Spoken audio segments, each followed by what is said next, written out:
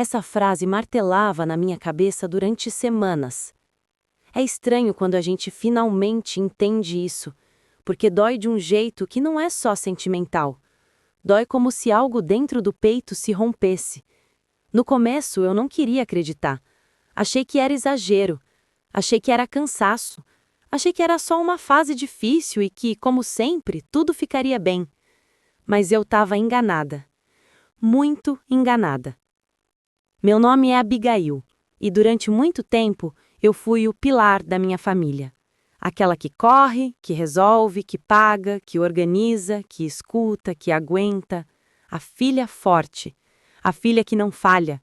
A filha para quem todos ligavam quando algo dava errado.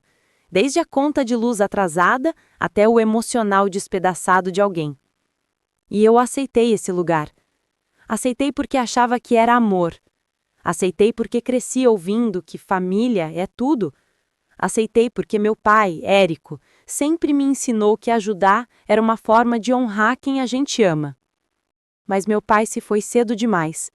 E quando ele partiu, levou junto o último traço de equilíbrio daquela casa.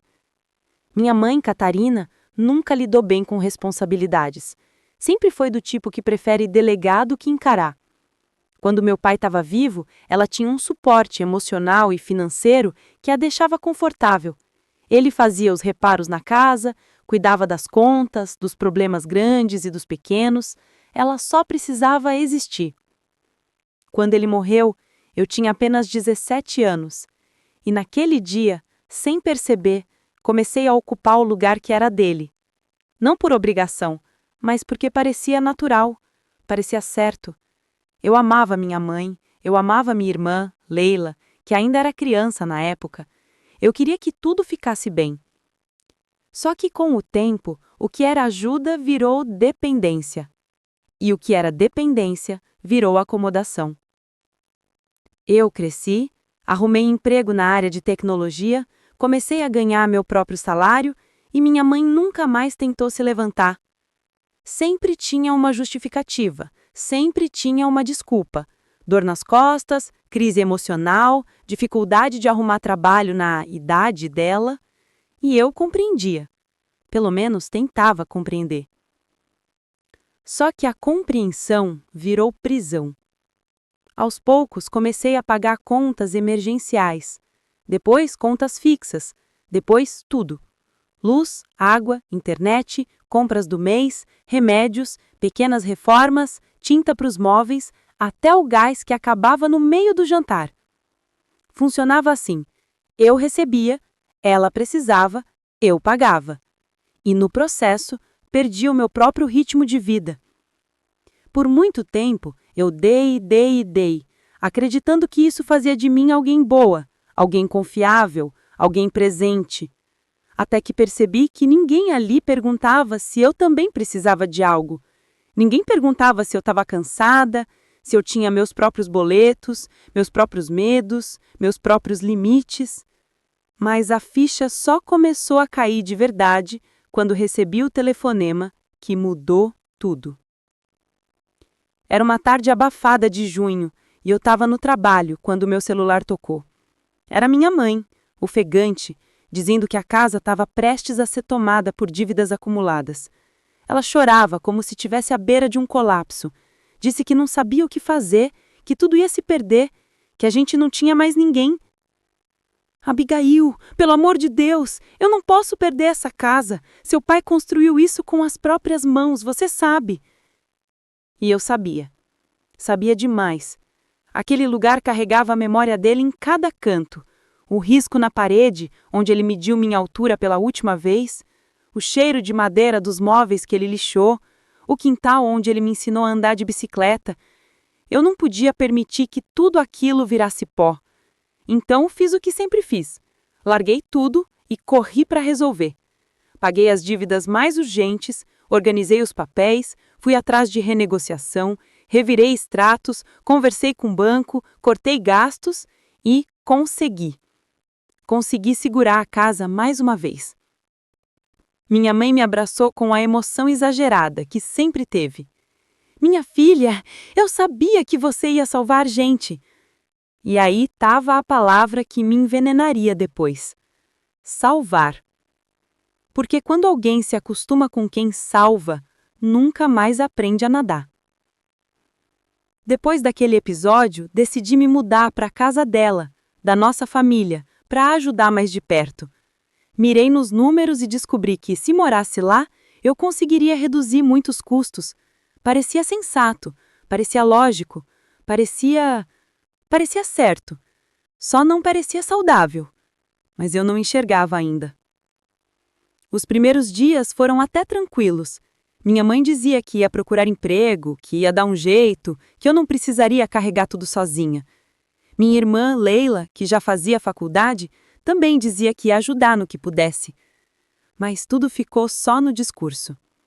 Semanas viraram meses. E antes que eu percebesse, minha rotina virou um rodízio eterno de responsabilidades. Eu pagava a casa, eu bancava as compras, eu resolvia tudo. E como se não bastasse, ainda era culpada quando algo não saía do jeito que elas queriam. Minha mãe suspirava como se eu fosse um peso. Minha irmã gritava que eu era estressada. E eu perdia a paciência com culpa. Até que o Natal chegou. E o Natal sempre revela o que estava escondido. Foi ali que a bomba explodiu. Foi ali que tudo virou. Foi ali que eu percebi que, para elas, eu não era filha, era ferramenta. Mas isso é assunto para a próxima parte. Aquela noite de junho, a mesma em que minha mãe me implorou para salvar a casa, marcou o início de uma jornada silenciosa que eu jamais poderia imaginar até onde chegaria. Depois que eu resolvi as dívidas mais urgentes e consegui segurar o imóvel por mais alguns meses, virei automaticamente a gerente financeira da casa, mesmo sem ninguém ter dito isso em voz alta. Mas não precisei que dissessem. Eu senti. A partir dali, tudo que dizia respeito à sobrevivência daquela casa passou a ser empurrado para mim.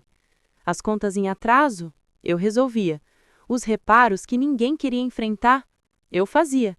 A luz prestes a cortar, eu pagava. A comida que acabava rápido demais, eu comprava.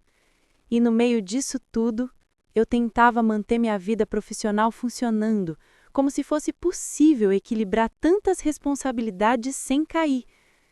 Tinha dias em que eu chegava do trabalho tão cansada que minhas pernas tremiam, mas quando colocava os pés dentro de casa, respirava fundo e me preparava para mais uma maratona. Minha mãe, Catarina, geralmente estava no sofá, de chinelo, enrolada em uma manta mesmo no calor, com uma expressão de sofrimento eterno. Era como se o mundo tivesse sempre contra ela, e ela fazia questão de expressar isso em cada suspiro, cada gesto milimetricamente dramático. Abigail, o gás acabou de novo. Você pode pedir outro? Filha, comprei aqueles produtos que gosto, mas você paga no seu cartão, tá? Acho que minha conta travou. Precisamos trocar as lâmpadas da cozinha. Estão piscando. Eu não posso subir na escada, você sabe. E assim, aos poucos, eu fui assumindo papéis que nunca foram meus. Afinal, minha mãe não queria resolver. Ela queria ser cuidada. E minha irmã Leila? Bom, Leila sempre viveu em um universo paralelo, onde tudo o que acontecia era normal. Ela estudava para a faculdade, saía com amigas, ria pelos cantos e dava opiniões prontas sobre assuntos que não conhecia. Quando eu mencionava que estava difícil, ela dizia: "Relaxa, Abi, mamãe é assim mesmo, não leva tudo tão a sério." Mas eu levava. E sabe por quê? Porque tudo dependia de mim. Teve um dia em que eu cheguei em casa atrasada, depois de um trânsito caótico, e encontrei as duas discutindo, como se eu tivesse culpa de algo. "A culpa é da Abigail", minha mãe disse, cruzando os braços.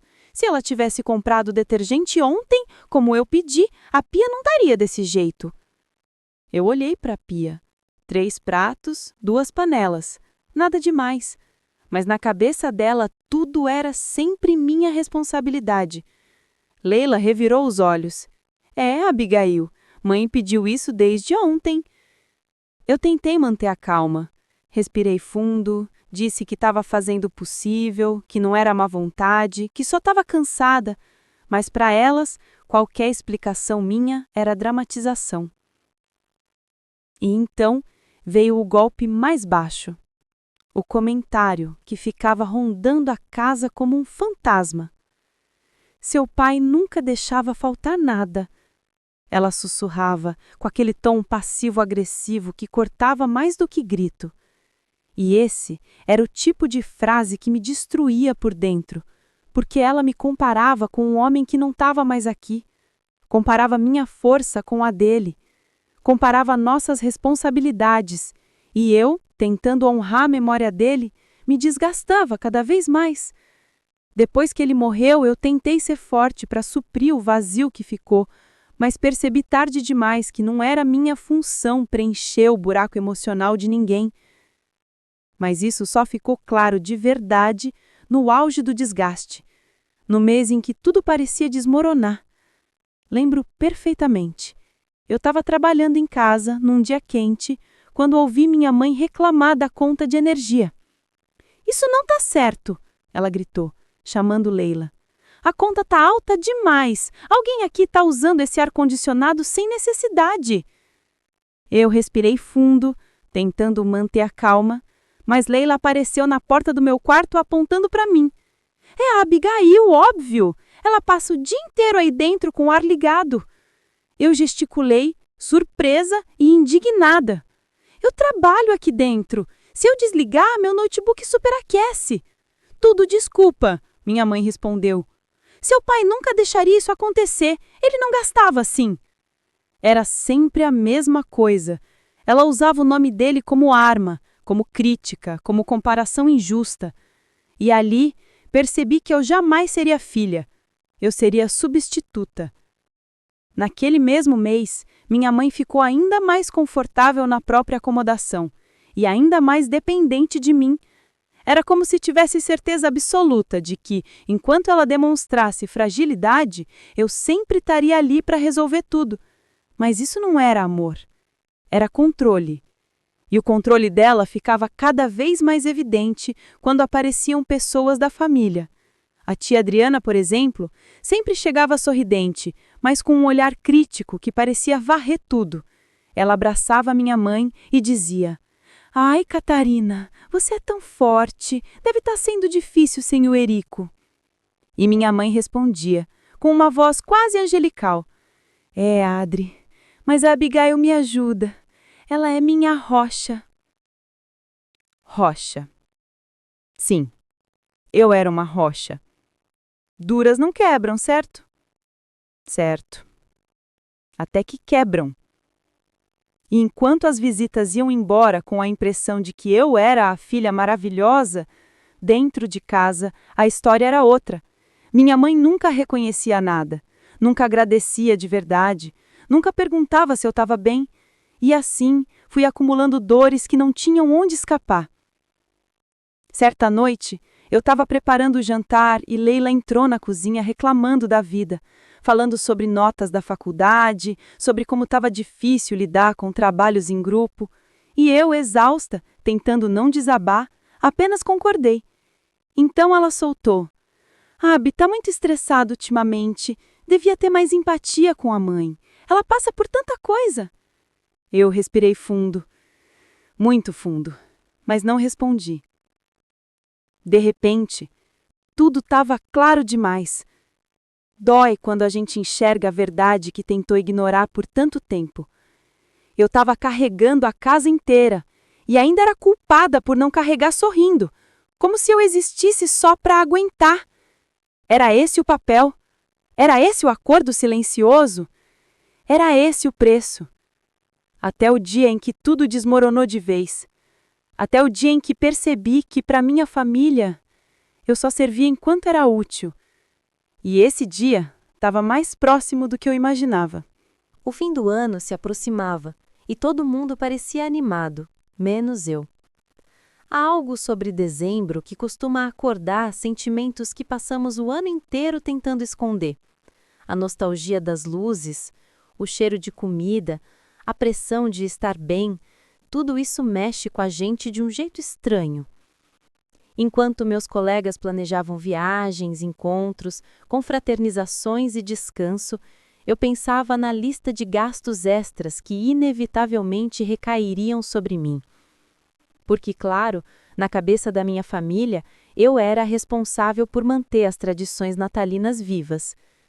No começo de dezembro, minha mãe, Catarina, já começou a destacar mentalmente tudo o que eu teria que comprar. Árvore nova, essas que vendem no mercado estão tão bonitas, a nossa já está muito velha. Abigail, você podia dar uma olhada pra gente, né? Eu, exausta, apenas concordei com um som qualquer. No fundo, queria dizer não. Queria dizer que não tinha obrigação, que não sobrava dinheiro, que eu não era fábrica de recursos. Mas, como sempre, engoli a vontade e segui. Leila, minha irmã, também participou das sugestões. A gente podia fazer uma ceia maior esse ano, convidar a tia Adriana, o primo Gael. A casa tá tão parada, né? Eu sorri fraco, mesmo sabendo que a gente significava eu. E claro, elas sabiam disso também. O clima entre nós parecia normal para quem olhasse de fora, mas por dentro eu estava exausta, emocionalmente drenada, mentalmente esgotada, fisicamente no limite. Meu corpo dava sinais, dores nas costas, insônia, gastrite voltando. Tudo que eu ignorava em nome de manter a paz. Foi poucos dias antes do Natal que a tensão começou a tomar forma. Eu percebi quando a tia Adriana apareceu de surpresa, como sempre fazia. Ela entrou pela porta como se fosse dona da casa. Catarina, minha irmã querida, vim ver se vocês precisam de ajuda para o Natal. Ajuda de verdade ela nunca oferecia. O máximo era opinar na decoração, criticar as escolhas e depois dizer que a família tinha que se unir mais, enquanto eu me matava para tentar agradar. Ela me olhou com aquele sorriso que misturava simpatia e julgamento. Abigail, querida, você tá com uma carinha tão cansada, trabalhando demais? Engraçado como todo mundo percebia minha exaustão, mas ninguém se oferecia para aliviar 1 grama das minhas responsabilidades. Durante aquela visita, percebi algo que eu vinha ignorando. Minha mãe falava de mim como se eu fosse um recurso, e não uma pessoa.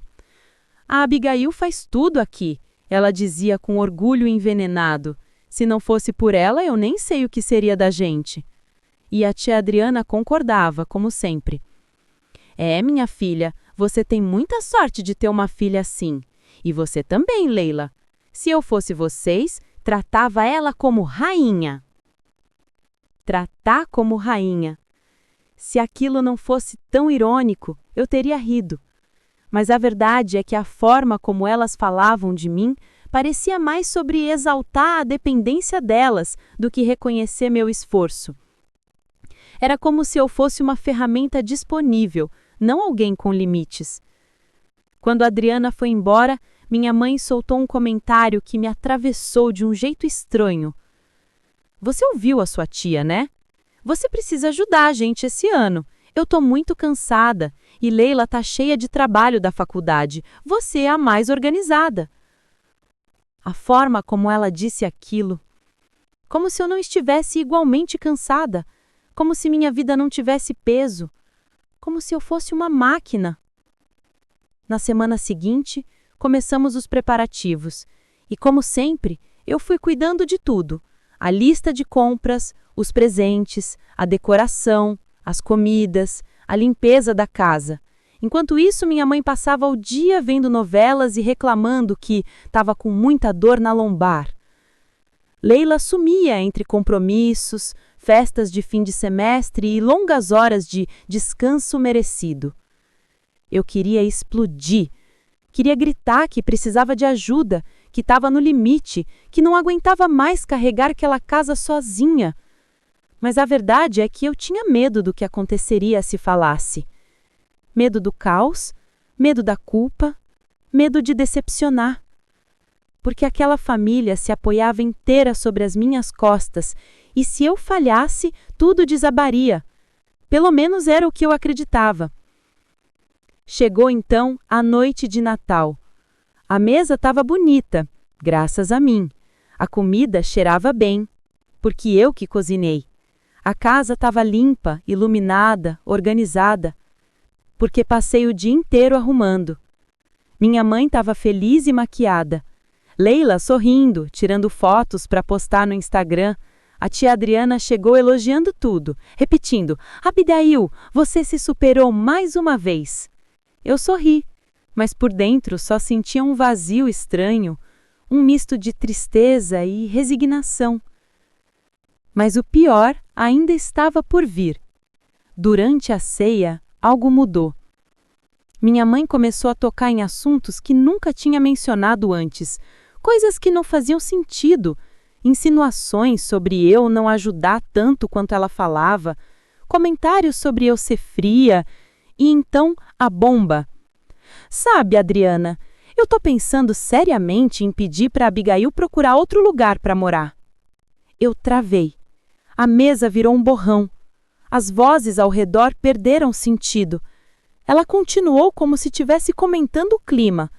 A casa anda muito pesada, ela traz muita energia tensa, e eu sinto que isso está atrapalhando a gente. Eu nem consegui responder. A tia Adriana regalou os olhos. Leila ficou em silêncio, e isso doeu mais do que qualquer fala. Minha mãe, Catarina, tomou mais um gole de vinho e disse: e no fim, quem realmente quer ajudar, ajuda sem cobrar nada, né? Naquele momento, eu percebi que não existia amor no que ela esperava de mim. Existia apenas utilidade. Eu só era bem-vinda enquanto supria as necessidades dela. Eu só era valorizada enquanto servia. E quando comecei a mostrar desgaste, quando demonstrei que também tinha limites, ela decidiu que eu era dispensável. Não era família, era mão de obra. E foi ali, naquela ceia, entre o cheiro de peru e o brilho vazio das luzes, que o mundo que eu sustentava começou a ruir. Mas o que veio depois foi ainda pior. A noite de Natal terminou, mas o estrago ficou. Mesmo depois que todos foram embora, que as risadas falsas cessaram e que a louça suja tomou conta da pia, eu sentia como se tivesse levado um golpe que demoraria a cicatrizar. Minha mãe, Catalina, não parecia perceber o tamanho da violência do que tinha dito. Ou pior, percebia e simplesmente não se importava. Quando as luzes se apagaram, fiquei sentada no sofá, encarando a árvore decorada. Aquelas luzes coloridas piscando pareciam zombar da minha cara. Era irônico como tudo parecia bonito enquanto minha vida desmoronava por dentro. Eu tentava entender como as coisas haviam chegado àquele ponto. Como eu, que fiz tanto, que carreguei tanto, que ofereci tanto, tinha virado um incômodo. Como alguém conseguia ter coragem de olhar para a própria filha, a pessoa que sustentava a casa inteira, e simplesmente dizer que ela deveria ir embora, como se fosse um hóspede inconveniente. Eu não conseguia dormir, a humilhação ardia como fogo. As palavras voltavam à minha mente como um eco maldito. A casa anda muito pesada, a energia dela não faz bem, ela devia procurar outro lugar para morar. Eu sentia uma mistura de choque, dor e uma raiva silenciosa que eu nunca tinha sentido antes. Uma raiva que não gritava, não quebrava coisas, apenas observava. Observava tudo sob uma luz nova. Na manhã seguinte, acordei antes de todo mundo, não porque estava descansada, mas porque não consegui pregar os olhos. A casa estava silenciosa, exceto pelo barulho das panelas que eu mesma não tinha tido forças para lavar na noite anterior. Sempre eu, sempre as sobras, sempre as partes feias. Enquanto preparava café, porque alguém tinha que fazer, ouvi passos leves vindo do corredor. Era Leila. Ela entrou na cozinha com cara de ressaca emocional e murmurou: "Ah, Abi, sobre ontem. Você sabe como a mãe é, ela fala demais." Eu me virei devagar. Não respondi de imediato. Senti que qualquer frase que eu dissesse sairia embebida de mágoa. E eu não queria explodir. Queria entender. "E você?" perguntei finalmente. O que você acha? Ela desviou o olhar, mexeu no cabelo, respirou fundo. Eu acho que talvez vocês duas estejam estressadas e, quando a gente tá assim, fala besteira. Eu ri, não de humor, de incredulidade. Leila, ela falou que eu deveria me mudar, no meio da ceia, na frente de todo mundo. Isso pra você é besteira? A expressão dela mudou. Ficou defensiva, quase agressiva. Abi, você leva tudo ao extremo. A mãe estava nervosa. O Natal mexe com ela, não é para ficar dramatizando também. Aquela frase, não dramatiza, doeu mais do que deveria. É sempre assim com pessoas que nunca carregaram nada, além do próprio peso, elas chamam o sofrimento dos outros de exagero. Não adiantava discutir, eu já sabia. Leila nunca enxergaria além da própria bolha confortável.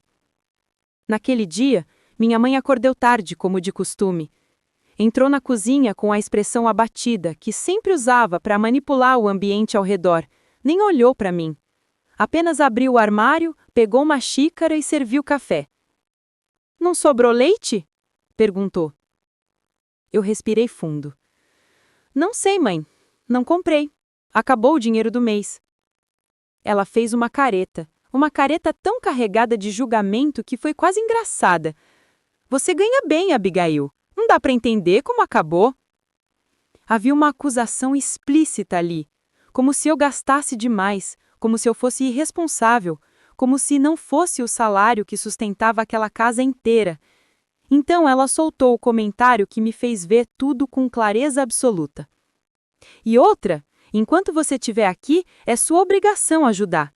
Mas se você quiser morar em outro lugar mesmo, aí sim você vai ter que pensar 2 vezes antes de jogar dinheiro fora. Jogar dinheiro fora. Ela realmente disse isso. Como se cada centavo que eu colocasse naquela casa não fosse investimento de vida.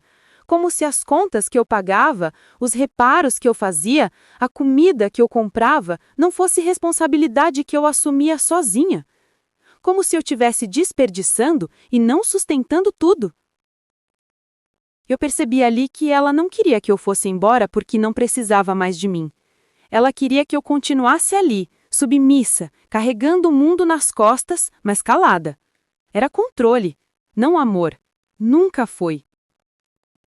Nos dias seguintes, a atmosfera da casa ficou cada vez mais pesada. Minha mãe variava entre silêncio agressivo e comentários velados. Leila fingia que estava tudo bem, até que eu aparecesse na sala e então ela ficava irritada sem motivo. Eu era o fantasma que elas queriam expulsar sem se responsabilizar pelo que diziam. Até que chegou o dia em que tudo explodiu de vez.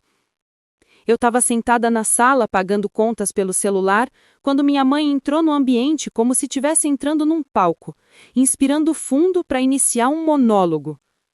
Abigail, a gente precisa conversar. Eu já sabia. Quando alguém anuncia uma conversa assim, com esse tom, nunca vem coisa boa. Ela sentou na poltrona que meu pai usava, detalhe que sempre me incomodou, e apoiou as mãos nos braços da cadeira com teatralidade. Eu pensei muito desde o Natal. Pensei comigo mesma. Dessa vez ela vai pedir desculpas. Mas eu devia ter aprendido. E decidi que é melhor você procurar um lugar para você. Aqui não está mais funcionando. Eu fechei os olhos por um momento. Tentei respirar. Tentei não chorar. Eu pago essa casa inteira. Tudo aqui depende de mim. Ela ficou calada por alguns segundos, depois deu de ombros. Então você paga porque quer. Ninguém te obriga. Foi ali que algo dentro de mim se quebrou de vez. Porque ela sabia que eu não pagava porque queria. Eu pagava porque sem ela, elas não tinham como sobreviver. Mas admitir isso significaria reconhecer o quanto dependia de mim. E Catarina nunca reconhecia nada que não fosse conveniente. Você é muito ingrata. Eu te dei tudo quando era pequena. Agora que eu preciso, você fica jogando na minha cara o que faz? Eu senti um gosto amargo subir pela garganta. Porque aquela era a maior mentira que ela já havia dito. naquele instante, naquele exato instante, percebi que não havia nada que eu pudesse fazer para mudar aquela realidade. Nada que eu dissesse, nada que eu explicasse, nada que eu oferecesse. Ela não queria compreensão, ela queria poder. E eu finalmente entendi o que a minha vida tinha se tornado. Um ciclo de servidão disfarçado de laço familiar. Um ciclo que estava prestes a se romper, de um jeito que ninguém ali imaginava. Porque quando alguém que sempre foi forte finalmente quebra, ela não quebra sozinha. Ela leva verdades junto com ela. Verdades que machucam, verdades que revelam. E a minha revelação estava muito perto de acontecer. Depois do momento em que minha mãe, Catarina, me disse, com toda a calma do mundo, que eu deveria procurar outro lugar para morar, algo mudou dentro de mim. Não foi um estalo, nem uma explosão, foi um esvaziamento, como se todas as forças que eu carregava tivessem se dissolvido e eu finalmente enxergasse o que sempre esteve diante dos meus olhos. Eu passei anos acreditando que estava salvando minha família, anos me sacrificando, fazendo escolhas que ninguém via, renunciando à minha vida para manter aquela casa de pé, anos tentando honrar a memória do meu pai, Érico, como se isso pudesse compensar a ausência dele. Mas naquele instante ficou claro, eu não estava salvando nada, eu só estava sustentando uma mentira. A mentira de que elas precisavam de mim. A mentira de que eu era indispensável. A mentira de que tudo era por amor.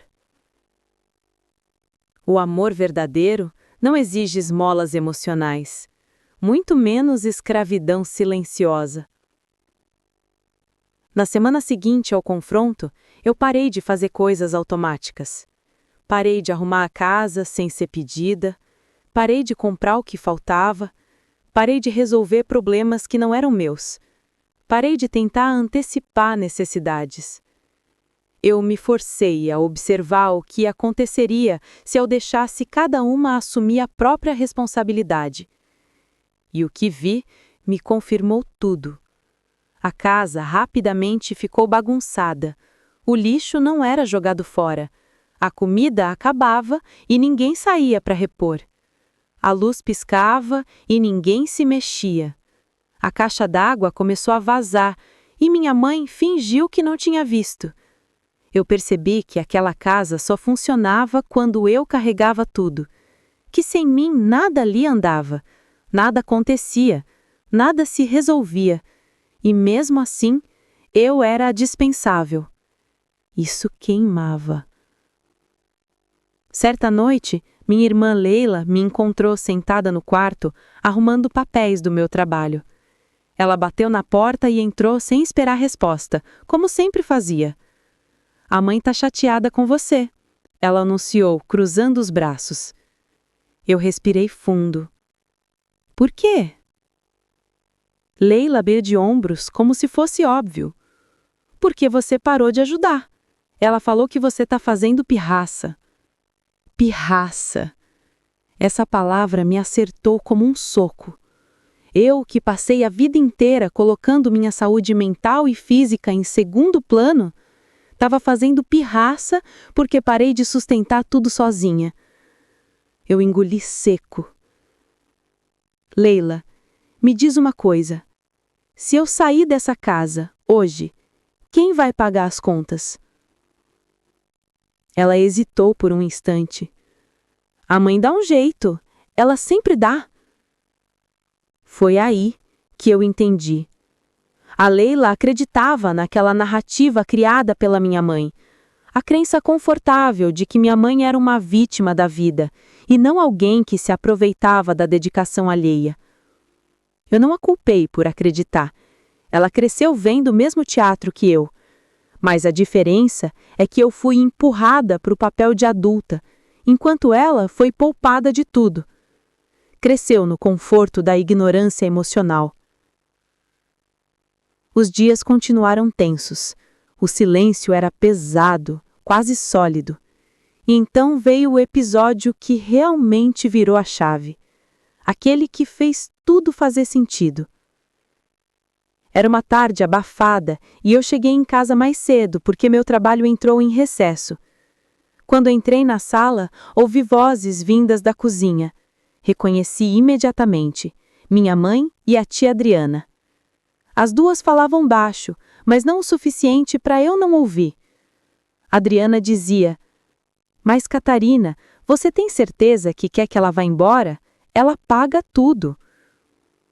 Minha mãe suspirou com aquele tom exagerado. "Pago um preço muito alto pela presença dela. A energia dela é sufocante. Parece que me vigia." Vigia? Eu mal existia naquela casa nos últimos dias. "Eu não posso viver assim", ela continuou. "Prefiro passar aperto do que conviver com alguém que me julga o tempo todo." Julga? Eu nunca julguei. Eu só existi. Adriana tentou argumentar. "Mas, Catarina, é final de ano, não dá para expulsar a menina assim." E foi aí que minha mãe disse a fala que destruiu tudo de vez. A Abigail acha que é dona da casa porque paga algumas contas. Ela tem mania de superioridade. Precisa aprender o lugar dela. Aqui, quem manda sou eu. Aprender o lugar. Aprender o lugar. Aprender o lugar. As palavras ecoaram como martelos dentro da minha cabeça. Eu, que soprava as brasas daquela casa para que ela nunca apagasse. Eu que renunciei à minha vida social, ao meu descanso, ao meu futuro para que elas pudessem viver confortavelmente. Eu era alguém que precisava aprender o meu lugar. Nenhum amor verdadeiro fala assim. Nenhuma mãe que ama diminui assim. E naquele instante, eu finalmente percebi. Minha mãe não queria que eu fosse embora. Ela queria que eu ficasse mais submissa. Não era sobre a minha energia, não era sobre o clima da casa, era sobre controle. E quando eu deixei de ser totalmente controlável, eu me tornei um problema. Eu voltei para o meu quarto, fechei a porta, sentei na cama e, pela primeira vez em muitos anos, chorei de verdade. Não o choro contido que a gente faz para não incomodar. Não o choro silencioso de quem não quer que ninguém veja a fraqueza. Eu chorei como quem perde algo. Como quem desperta de um sonho. Como quem percebe que o amor que acreditou ter nunca existiu da forma que imaginou. E quando o choro secou, algo ficou claro. Eu não pertencia mais àquela casa. E talvez nunca tivesse pertencido. Eu passei anos tentando ser parte de uma família que só me valorizava quando eu me anulava. Uma família que achava normal que eu carregasse tudo sem reclamar. Uma família que confundia dependência com afeto. E ali, naquela noite, eu tomei a decisão que mudaria tudo. Eu iria embora. Mas dessa vez não seria expulsa. Eu iria por mim, por amor próprio, por sobrevivência. Porque eu finalmente entendi. Não há salvação possível quando a família só ama a sua utilidade. E quando você deixa de ser útil, eles deixam de amar. A decisão de ir embora nasceu silenciosa, como quase tudo em mim. Não veio com gritos, nem com discurso dramático, nem com porta batendo.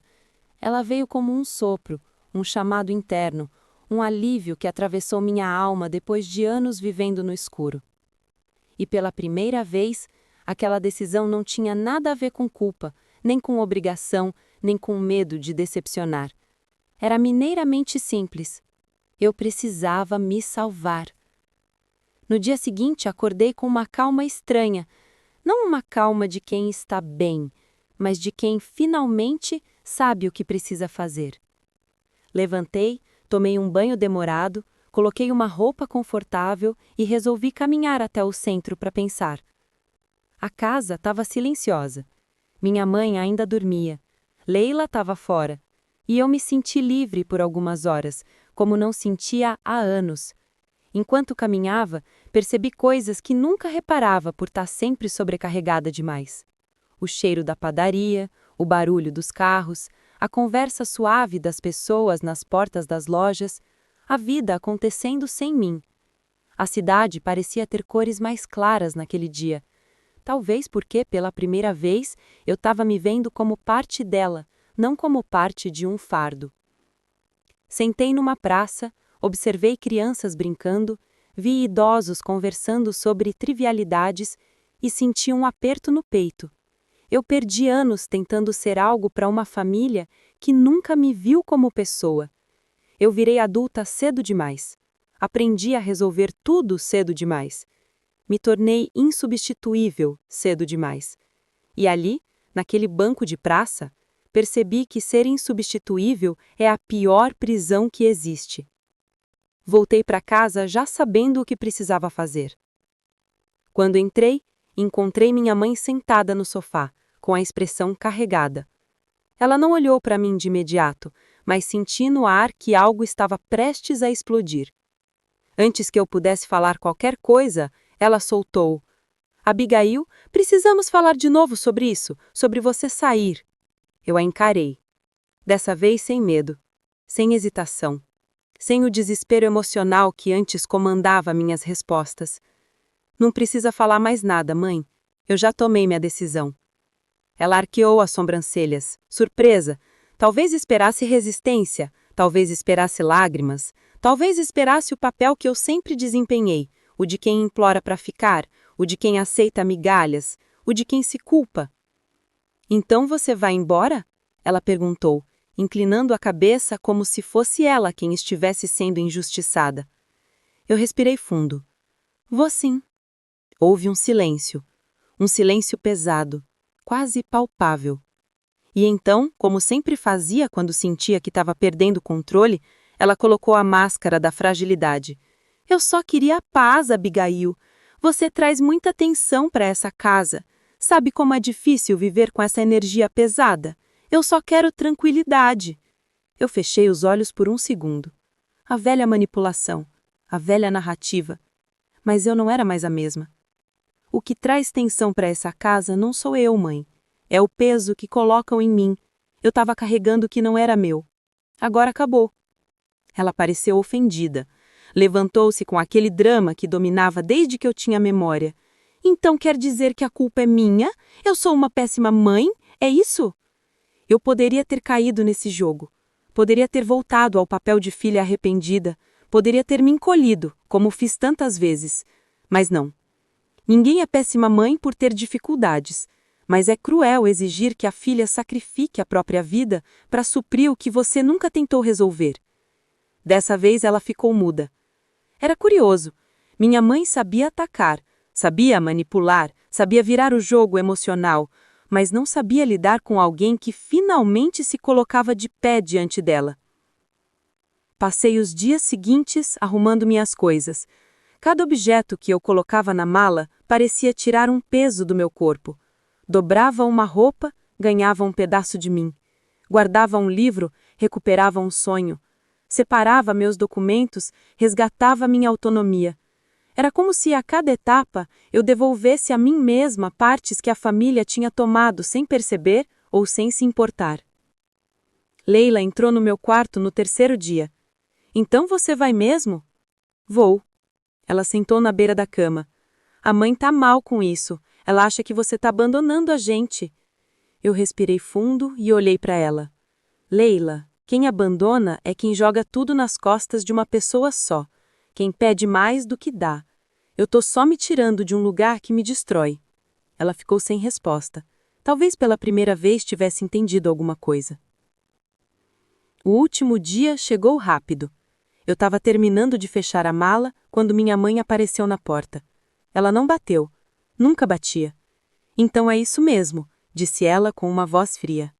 É, respondi. Ela cruzou os braços.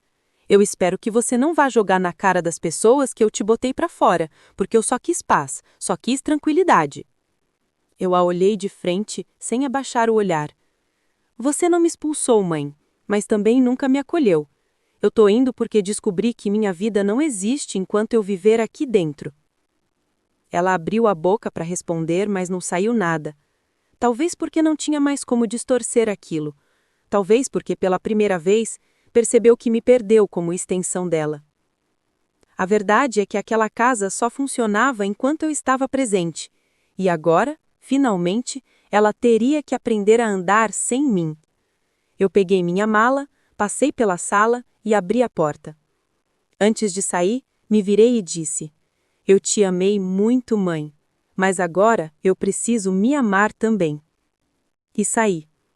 Não chorei, não tremi, não olhei para trás, porque quando você finalmente entende que não é responsável por salvar ninguém, o mundo deixa de ser uma prisão. Aluguei um pequeno apartamento. Nada grande, nada luxuoso, só meu. Meu silêncio, minhas escolhas, minhas responsabilidades, que pela primeira vez eram apenas minhas. Passei semanas reconstruindo a minha rotina. Aprendi a cozinhar para mim, aprendi a destrançar sem culpa, aprendi a decorar o espaço sem medo de críticas. Aprendi a ouvir minha própria voz, uma voz que eu nem sabia que existia mais. E pela primeira vez senti algo que não sentia há anos: paz. De verdade. Paz sem peso, paz sem cobranças, paz sem vigilância emocional. A família não entendeu de imediato. Minha tia Adriana ligou dizendo que minha mãe estava arrasada. Leila mandou mensagem dizendo que a casa estava um caos, que nada funcionava. Eu respondi apenas uma coisa: agora vocês podem aprender a viver por vocês. E desliguei o celular, porque eu já tinha vivido demais por elas. Meses depois, olhando pela janela do meu apartamento simples, percebi: eu nunca tinha sido descartada, eu tinha sido libertada. Eu achava que estava salvando a minha família, mas na verdade estava desperdiçando minha vida tentando ser algo que nunca deveriam ter exigido de mim. Salvar não é amar, salvar não é viver, salvar não é existir. E quando descobri que só servia enquanto era útil, finalmente aprendi o valor de ser útil para mim. E nunca mais voltei para trás.